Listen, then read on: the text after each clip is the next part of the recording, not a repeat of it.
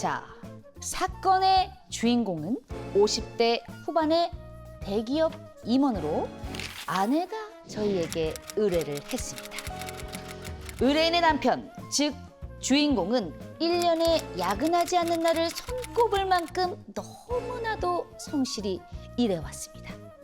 덕분에 최근 화학연구소 총괄 담당자로 승진을 하기도 했고요. 강한 화학약품을 다루는 곳이라는 게 마음이 쓰이긴 했지만 의뢰인은 남편이 기뻐하는 모습에 걱정을 떨쳐냈습니다. 특히 더 열심히 일하려면 이제부터라도 조금씩 운동을 해야겠어 라며 난생 처음 헬스장에 등록한 남편이 그야말로 갓생을 사는 것 같아서 더욱 보기가 좋았고요.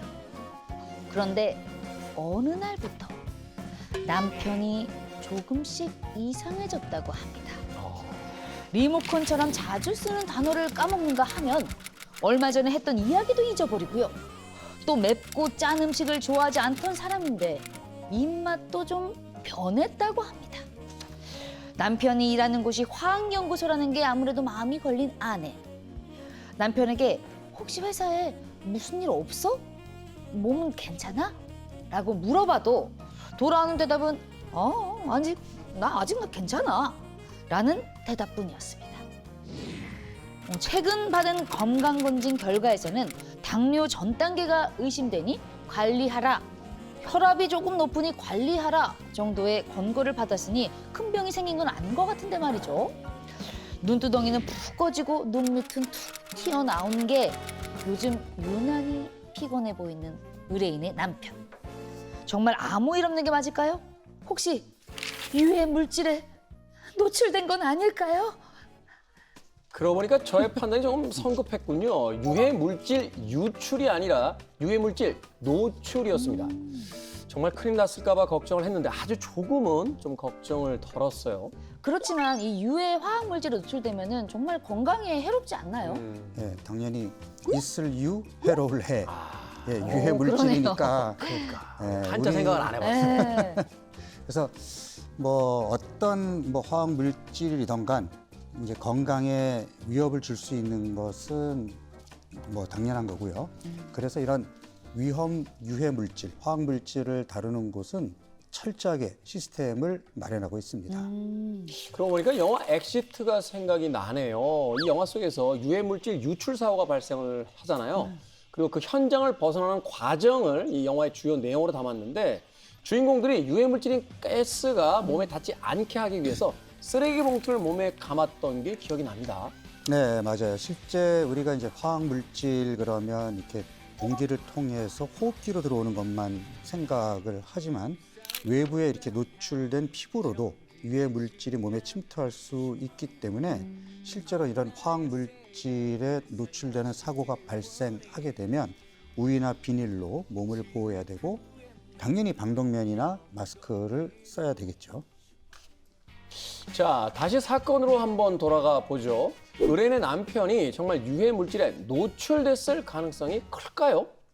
유해 물질에 노출됐을 가능성은 크지 않을 것 같아요. 왜냐하면 유해 화학 물질을 다루는 곳이라면 분명 정기적으로 철저하게 검사를 진행하거든요. 우리는 1년에 한 번씩 일반 건강 검진을 받잖아요. 이런 유해 환경에 노출되어 있는 분들은 특수 건강 검진을 산업안전보건법에 의거해서 받도록 되어 있어요. 그래서 철저한 안전장치가 되어 있기 때문에 웬만해서는 이런 유해 화학 물질에 노출되었다 이렇게 생각하기에는 좀 쉽지 않겠느냐 하는 것이 제 생각입니다. 그런데 저는 좀 이렇게 마음에 걸리는 게 있습니다. 브리핑 내용 중에 약간 걸리는 내용이 있는데 뭔가 찾아냈군요. 네, 첫 번째 단서입니다. 입맛 변화.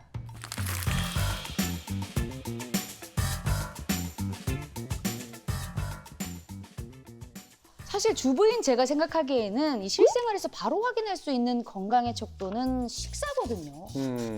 애들 먹이는 게 조금 쉬운다 싶으면은 지금 열이 있거나 혹은 곧 열이 나려고 하나 좀 몸이 안 좋은가? 막 이렇게 생각이 드는데 그렇게 보면 딱 아픈 게 맞더라고요. 둘 중 하나더라고요. 그건 아이들뿐만이 아니라요. 어른들도 마찬가지입니다. 다들 컨디션이 안 좋을 때 꼭 당기는 음식이 있지 않습니까? 저는 아프면 유난히 떡볶이가 당기는데 제 지인 중 한 명은 통조림 복숭아를 찾는 분도 계세요. 저는 마늘 치킨 같은 거. 어, 보통 이제 아플 때 입맛이 바뀐다라고 하는데 입이 쓰다고 하잖아요. 그죠. 네. 그러니까 이게 단순히 느낌만 그런 게 아니라 실제로도 쓴맛에 좀 민감해집니다. 이게 이제 연구 결과가 있는데 물론 이제 실험지를 이용한 연구이지만 미국 필라델피아 대학 그 모넬 화학 감각 연구소에서 실험을 했는데 이 우리 면역 세포 중에서 이제 감염을 그 막아주는 그런 그 조절 단백질 종양괴사 인자라는 게 있거든요. 아프면 감염을 더 이상 확산되는 걸 막기 위해서 이 종양괴사 인자가 많이 만들어지고 그렇게 되면 음식의 쓴맛에 더 민감해져요.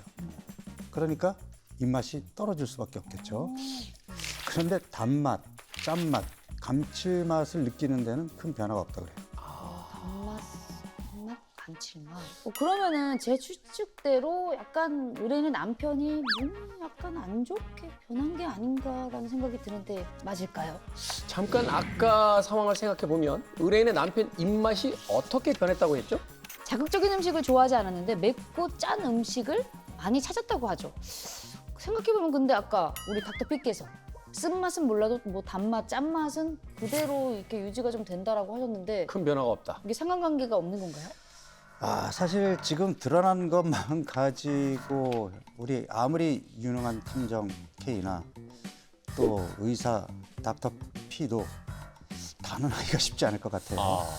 그런데 이 맛과 더불어서 또 하나의 단서를 발견했습니다. 뭐죠? 바로 건강검진하면서 받은 MRI 결과인데요. 해마 위축.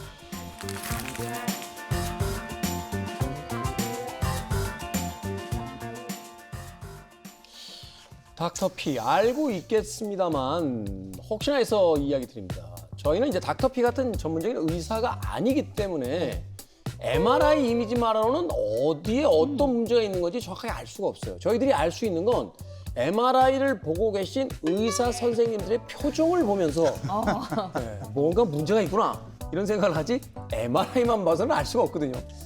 사실 우리가 이제 MRI 검사를 하는 것이 무슨 뇌에 종양이 있지 않은지 이제 뭐 이런 걸 보기 위해서 하게 되는데 이제 최근에는 또 이제 치매 환자들이 또 늘고 있고 하니까 이제 그런 부분들도 조금 눈여겨 보거든요. 근데 이분의 경우에는 MRI 검사에서 해마가 같은 나이 또래 분들에 비해서 유달리 조금 위축되어 있는 소견을 보였어요. 아니 해마 이게 굉장히 많이 들어봤는데 정확하게 뭔지 잘 모르겠거든요. 해마. 이 뇌 안에 그러니까 우리 요 축두엽이라고 그러는 요 귀보다 좀 살짝 위쪽 네, 여기서 위쪽. 이제 이렇게 들어가 보면은 요 안에 이제 해마라는 그러니까 뇌의 일부분인데요. 이 해마가 하는 가장 중요한 작용이 기억. 그러니까 단기 기억을 장기 기억으로 이어주는 그러한 역할도 하고요. 그 다음에 우리가 기억을 소환하잖아요. 네. 끄집어낼 때도 해마가 중요한 역할을 해요. 그런가 하면 이런 공간 감각이라든지 이런 거에도 영향을 주고 또 중요한 게 스트레스 조절에도 관여를 합니다. 그래서 이 해마가 굉장히 중요한 역할을 하고 있죠. 그래서 일반적으로 해마가 위축됐다 그러면 나타나는 소견은 기억력 감퇴죠. 기억력이 뚝 떨어지는 그러한 증상이 나타나게 됩니다. 해마가 위축되는 원인이 다양했던 거로 기억합니다. 제가 기억하기에는 알츠하이머병에 걸려도 해마가 위축되는 거로 알고 있거든요. 그러니까 이제 해마가 위축이 되면 기억력이 뚝 떨어지는 그러한 증상이 생기게 되는데 알츠하이머 병이라는 것이 뇌에 우리가 흔히 이제 노폐물이라고 표현하지만 베타 아밀로이드 단백질이 쌓이면서 플라크를 형성해가지고 뇌세포를 파괴시키면서 나타나는 것이 이제 알츠하이머 병이거든요.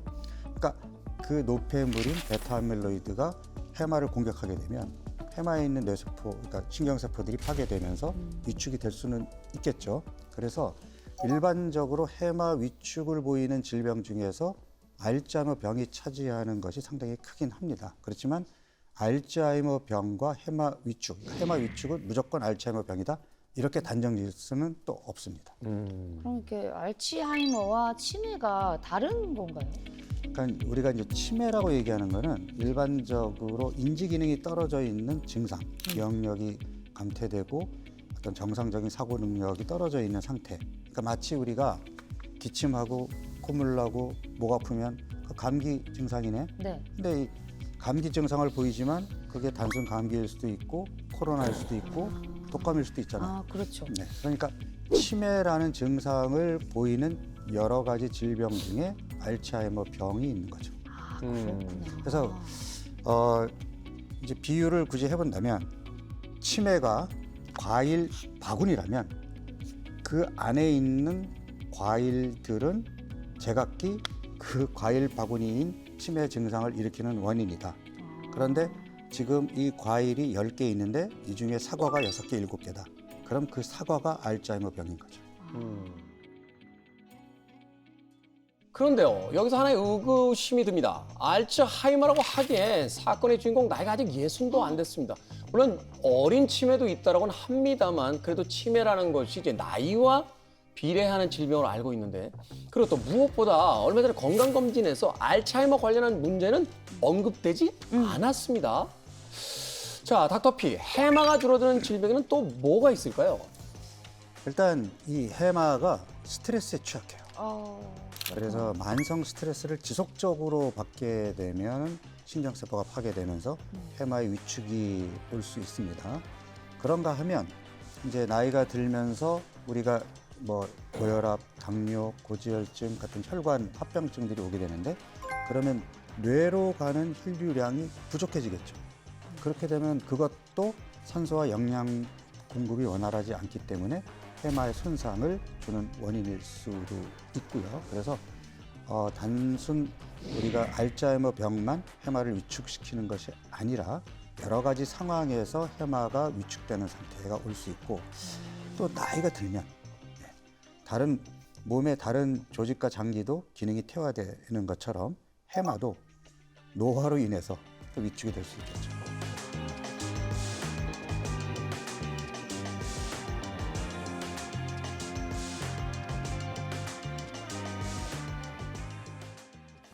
남편분이 스트레스가 취약한 연구원이었거든요. 그게 또 원인이 될 수도 있지 않을까라는 생각을 잠시 해봅니다. 그러네요. 1년에 야근하지 않는 날을 손꼽을 만큼 너무나도 성실하게 일했다라고 했는데 이 이야기는 거꾸로 이야기하면 1년에 하루도 쉬지 않고 거의 매일 스트레스 상태였다라는 뜻일 수도 있겠죠. 더군다나 본인의 몸을 전혀 돌보지 않은 것 같습니다. 사실 그 스트레스는 누구나 받는 거잖아요. 우리도 스트레스 속에 살고 있고. 그렇지만 중요한 거는 스트레스를 받느냐 안 받느냐보다 그 스트레스에 대한 저항력이 있느냐. 그러니까 우리가 흔히 회복 탄력성이라고도 얘기하고 마음 근육이라고도 얘기하는데 이런 것들이 굳은 사람이라면 스트레스를 받더라도 바로바로 떨쳐버리거나 만성으로 가게 하진 않겠죠. 근데 이분 같은 경우는 그 스트레스에 대한 회복 탄력성이 좀 떨어진 분이 아닐까라는 생각이 잠깐 들었고 하루 종일 앉아서 일을 했기 때문에 운동 부족에 그 우리가 이제 흔히 의자병이라고 하는 네. 그러니까 의자에 오래 앉아 있음으로 인해서 생기는 그런 문제들도 생길 수 있었을 것 같고요.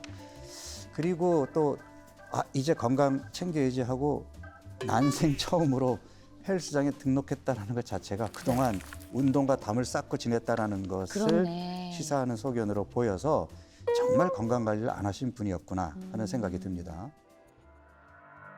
자, 그와 관련해서 제가 단서를 하나 더 찾았습니다. 아마도 제 생각엔 이 단서가 결정적 단서가 아닐까 싶네요. 저의 단서는 근육 감소입니다.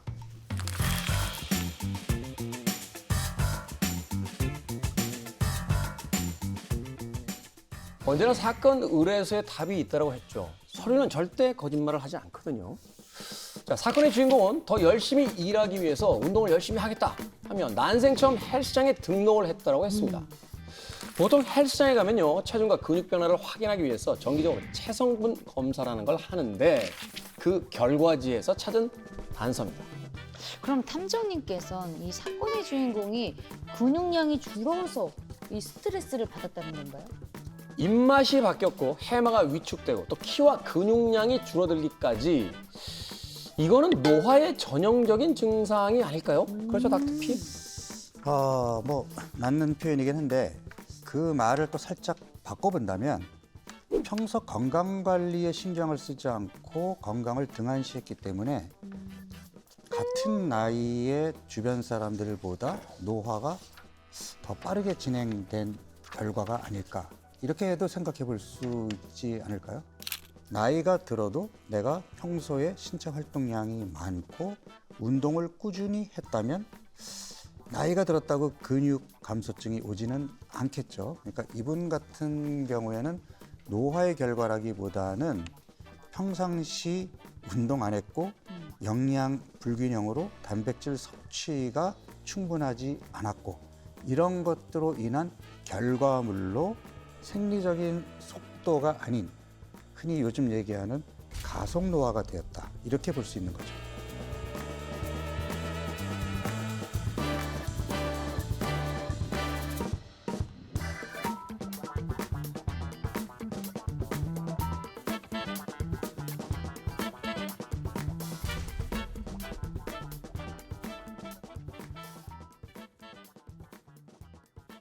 아니 해마랑 근육량은 이제 이해를 했거든요. 근데 입맛이 달라진 거랑 이 노화랑은 무슨 연관인가요?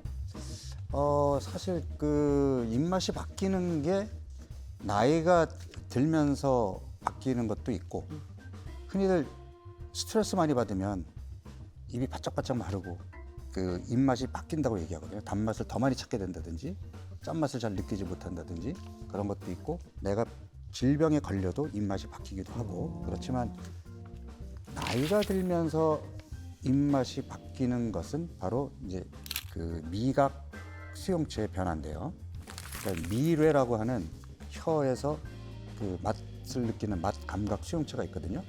이 미뢰가 젊었을 때는 한 8, 9천 개쯤 되는데 나이가 들면서 줄어들기 시작합니다. 그러니까 줄어들기 시작하면 어떻게 되죠? 그러니까 감각이 조금 둔감해지겠죠.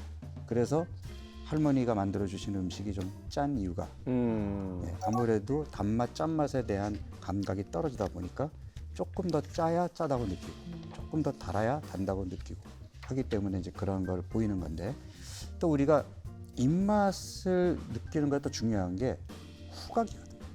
그러니까 실제로 음식의 맛을 느끼는 것에서 후각이 한 80%를 차지한다고 해요. 이 후각도 나이가 들면서 조금씩 퇴화한단 말이죠. 또 우리가 나이가 들게 되면 침샘이 작동이 떨어지면서 입이 잘 말라요. 어르신들이 자꾸 입이 마르니까 이제 물을 자꾸 찾아 드신다든지 그러면 침샘에서 침이 충분히 나오지 않아도 제대로 입맛을 느끼지 못하겠죠. 그러니까 이런 여러 가지 이유로 인해서 나이가 들게 되면 입맛이 바뀌게 되는 겁니다. 어떻습니까? 조수는 이 어릴 때 입맛하고 지금 입맛을 비교했을 때 사실 나이를 먹게 되면 이제 단 음식을 좀 피하게 되는 그런 경우들이 생기잖아요. 어릴 때는 뭐 초콜릿이나 아이스크림 달고 살다가 입맛이 변한 어떤 구체적인 음식이 있나요? 약간 그러고 보니까 이렇게 달콤한 음식을 즐겨하진 않아진 것 같아요. 예를 들면 이렇게 팥죽이나 어떤 죽 같은 거 먹을 때 이렇게 설탕을 뿌려 먹기도 하고 그랬었거든요. 어릴 때는. 근데 지금은 그냥 담백하게 먹는 게 좋고 그리고 또 경상도에 제가 또 시집 와서 또 새롭게 먹는 음식들이 맛있더라고요. 갱죽이라고. 또 이 경상도 대구에 있는 맛있는 그 또 음식이 있는데 예전에는 안 먹던 그런 음식임에도 불구하고 지금은 그런 게 그렇게 맛있더라고요. 갱식이. 노화가 이게 노화인가요 이게? 친구 중에 경식이는 있습니다만 갱식이는 갱식아! 뭐지? 그렇게 부르긴 합니다만. 갱식이가 약간 김치 콩나물죽이라고 부르는 건데 이제 약간 국물이 좀 자작자작하고요. 뭐 콩나물, 뭐 김치 그리고 그 떡국떡도 들어있고 밥이 이렇게 들어있어가지고 꼭 먹는 건데 참 맛있습니다. 그죠?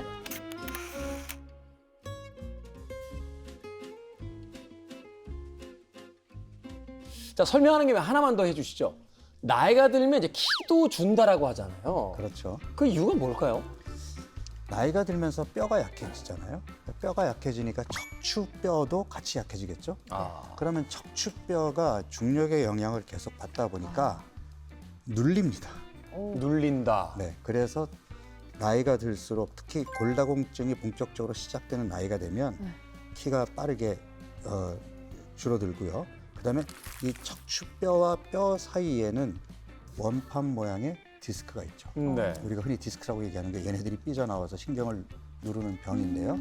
이 디스크 안의 수액의 80%가 수분, 물입니다. 네. 근데 이게 나이가 들면서 수분 함량이 줄어들고 자연스럽게 척추뼈 사이에 있던 이 디스크가 수분 함량이 줄어들면서 줄어드니까.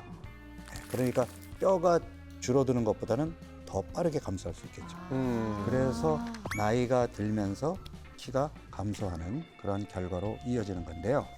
디스크가 퇴화하기 시작하면 척추가 2.5cm까지 줄어들 수 있어요. 평상시에 입었던 옷이 갑자기 크게 느껴진다거나 간단한 신체 그렇죠. 검사를 했는데도 키가 줄어든 것으로 의심이 된다면 골다공증이라든지 여러 가지 어떤 병의 그 원인을 한번 좀 생각해보고 검사를 또 받아볼 필요가 있겠네요. 그렇습니다.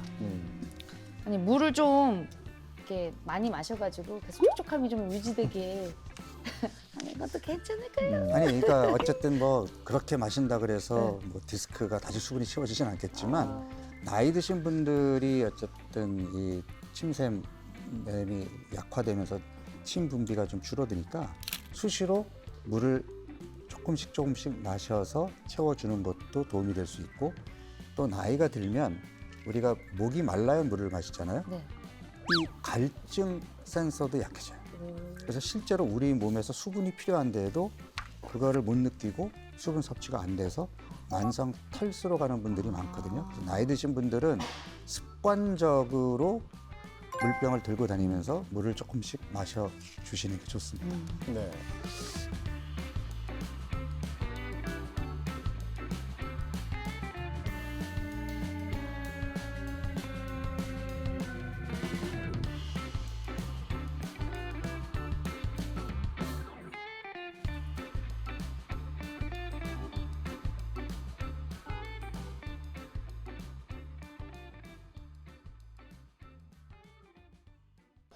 자, 그러고 보니 이 눈두덩이에 살이 빠지고 눈 밑 지방이 도드라졌다라는 이야기가 있었죠. 이것도 하나의 단서가 될 수 있겠군요. 그렇죠. 그러니까 우리 신체 노화는 생각보다 일찍 시작됩니다. 뭐 만 26세부터 몸이 늙기 시작한다는 연구 결과도 있지만 사실 노화의 속도와 시작은 조직과 장기에 따라 다 다릅니다. 일찍 노화가 시작되는 조직과 장기도 있고 조금 늦게 오는 경우도 있겠죠. 지금 이제 눈이 꺼지고 이런 것들도 골다공증이 다리살, 뭐 상체살만 오는 게 아니라 얼굴뼈에도 골다공증이 오거든요. 그래서 이 네. 안와가 커지니까 눈이 움푹 들어가고 꺼진 것 같은 느낌을 줄 수 있거든요. 이것도 일종의 이제 노화의 증상이라고 볼 수 있는 거죠. 저도 그 얘기를 들은 적이 있거든요. 이 우리 몸이 매년 뭐 꾸준한 이 속도로 노화를 하는 게 아니라 어느 특정 그 나이 때 갑자기 노화가 급격하게 확 됐다가 그 이후에 또 이렇게 좀 천천히 노화가 진행됐다가 또 그런 게 반복적으로 계속 일어난다고 하는데 그 말이 맞나요? 그게 이제 스탠퍼드 대학의 연구 결과로 이제 기억이 되는데 우리가 이제 80세 이상 산다라고 볼 때 일반적으로 크게 이제 그 세 부분에서 노화가 촉진되는데 그게 34세 만으로, 34세, 만 60세, 60세. 만 78세에 그때 노화가 촉진된다라는 거거든요. 그래서 사람마다 이제 그 시점에서 몸이 크게 바뀐다라는 건데 우리가 이제 60세를 환갑이라고 얘기하고 이제 나이 들었다라는 기준을 잡을 때 이제 환갑을 지났는지 이제 그걸 기준으로 삼는데 어떻게 보면은 과학적으로 좀 일부 맞는 부분도 있는 것 같아요. 늙고 싶지 않습니다. 우리는 왜 늙어가는 걸까요? 영원히 젊게 살고 싶어요. 우리가 늙어가는 이유 중에 하나는 아이들이 커야 되기 때문이 아닐까 그런 생각을 하는데 아이들이 크는 데는 별로 관심이 없고 전 늙고 싶지 않습니다. 마음은 20대. 우리 모두 마음은 20대입니다. 자, 오래된 세포는 이 기능이 떨어지기 때문이겠죠. 이게 가장 과학적이고 의학적인 설명이 되지 않을까. 우리 노화에 대한. 그렇지 않습니까, 닥터? 노화의 이론이 여러 가지가 있거든요. 텔로미어, 세포가 한없이 분열되는 것이 아니라 이제 그게 정해져 있다는 거잖아요. 그다음에 우리가 받는 산화 스트레스도 노화를 일으키는 원인이 되고요. 근데 이제 우리 몸에는 노화 세포가 있다 그래요. 노화 세포가 아예 따로 있다. 네, 그러니까 기능을 잃은 세포가 사멸하지 않고 살아남아서 주변 세포까지 함께 늙게 만든다는 건데, 주변에 이제 염증 유발 물질과 노화 유도 신호를 보내면서 다른 정상 세포까지 늙게 만든다는 거죠. 그래서 이런 노화 세포들이 조직에 쌓이게 되면은 몸 전체의 기능도 떨어지고 회복 능력도 점점 감소하게 되겠죠. 말하자면은 우리 몸 안에 이제 정상 세포였다가 노화돼서 사라지지 않고 계속 살아남아서 다른 세포들마저 노화시키는 일종의 좀비 세포가 이제 존재를 한다, 이렇게 볼 수도 있을 것 같은데, 자, 그런데요, 이런 이야기를 자꾸 하다 보니까 좀 닥터 P의 목소리가 점점 가라앉기 시작했습니다. 이 분위기가 이렇게 무거워질 일은 아니에요. 맞아요. 그렇죠? 이건 자연의 섭리 아니겠습니까? 저희들이 거슬 수 없기 때문에 노화를 거부할 수는 없습니다만, 살아있는 동안 어떻게 더 건강하고 행복하게 살 것인가에 대한 이야기로 조금은 화제를 옮겨야 될 것 같습니다. 자, 이쯤에서 오늘의 사건을 정리해 보도록 하겠습니다. 최근 입맛이 바뀌었고 깜빡깜빡하는 일이 늘었으며 근육이 줄었다는 50대 후반의 화학연구소 총괄 담당자. 그의 아내는 남편의 건강에 이상이 생긴 게 화학 물질 때문이라 의심했지만 닥터 탐정사무소의 수사 결과는 다릅니다. 사건의 원흉은 바로 노화다.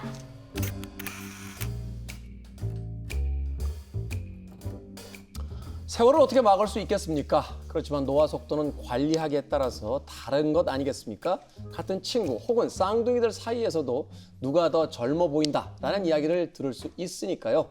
저속 노화란 말도 그래서 최근에 유행하고 있는 것 같습니다. 그렇죠. 그러니까 노화는 누구나 겪는 과정이지만 남들보다 천천히 늙는 저속 노화도 있고, 또 반면에 남들보다 노화 속도가 더 빠른 가속 노화도 있잖아요. 앞서 이제 근육 감소, 근감소증 얘기를 했지만 흔히 근육 1kg이면 1,000만 원 이상의 가치가 있다고 합니다. 무슨 말이냐? 나이가 들어서 근육이 많을수록 질병에 걸릴 위험도 줄어들고 삶의 질도 높게 유지할 수 있기 때문에 이것을 돈으로 환산할 수가 사실은 없는 거잖아요. 그래서 근력 운동은 일주일에 2번, 3번, 그리고 유산소 운동은 일주일에 5일에서 6일, 하루 30분에서 1시간 정도 꾸준하게 지금부터 시작하신다면 돈을 버실 수 있습니다.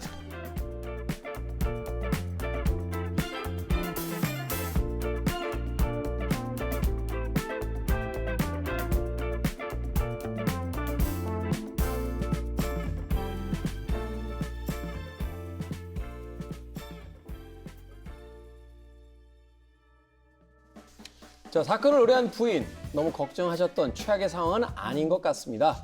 남편 말대로 아직은 괜찮은 상황인 셈이죠. 다만 앞으로도 쭉 괜찮으려면 일상에 조금씩 변화가 필요할 겁니다.